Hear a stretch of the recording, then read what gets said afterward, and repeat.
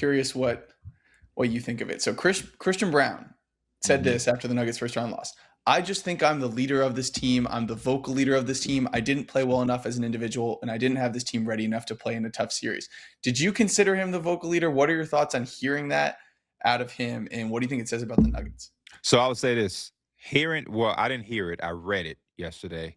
And when I read it, I cracked up. I laughed because I'm like, what is he talking about? But then I settled down. I collected myself, and I put like my serious hat on. And one thing that I think a lot of people don't understand is a vocal leader is not always the best player. I will say, when I thought of vocal leaders from an outsider, because that's all of us are, we're outsiders on their locker room. It seemed to me Aaron Gordon was maybe that guy. But Nikola Jokic, Jamal Murray would not surprise me if these guys were leaders by example. We know how much Jokic disconnects with the game of basketball once the season is over and he goes back home and does what he does in Serbia.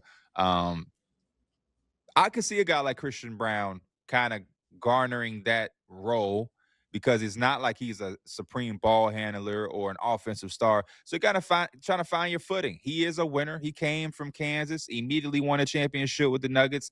At this point, he's been around with this team through all type of situations. So he may be the vocal leader, and he may have felt like part of him not producing was his lack of production, lack of defense, and also just not being a vocal leader, which all makes sense. Anybody who has played a vocal role on any type of team, whether it's in sports, business, school, whatever, it's hard to be vocal when you yourself aren't producing. So I can see it going hand to hand. But I do get the reaction, everybody laughing like, man, who does Christian Braun think he is? But again, there are various teams, past, current, and in the future, that will have random guys who are the vocal leaders that you would not guess or assume. And all that matters is that the team knows and the locker room knows, and they're able to get a response. But I do still think that Aaron Gordon seems to be one of the strong leaders there, but apparently Christian Braun is as well. And unless we have a teammate come out and refute it, I have nothing but to believe that.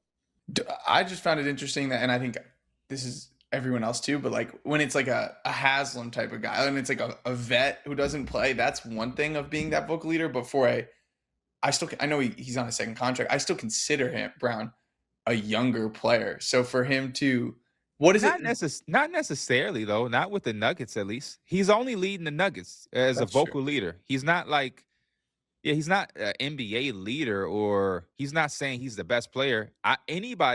Again, he's also wasn't a one and done player. So it ain't like he came in as a 19-year-old. That's true. But, he is a guy, again, that has been in the fire since his rookie year, contributed to a championship team, became a starter, earned his role, earned a big contract.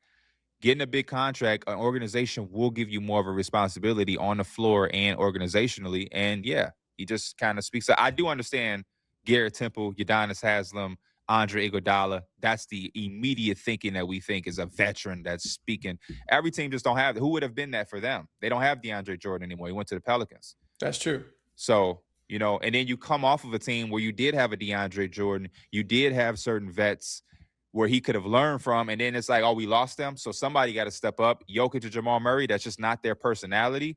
I'll do it. You know what I mean? Especially, again, I'm a $30 million man. I got to do something because I ain't scoring 20 a night, so I got to find some way to add some value. So, yeah, man, I don't think it's the craziest, wildest thing, but I do understand how it could shock the typical fan. Hit subscribe for more news, highlights, and analysis from the NBA on NBC.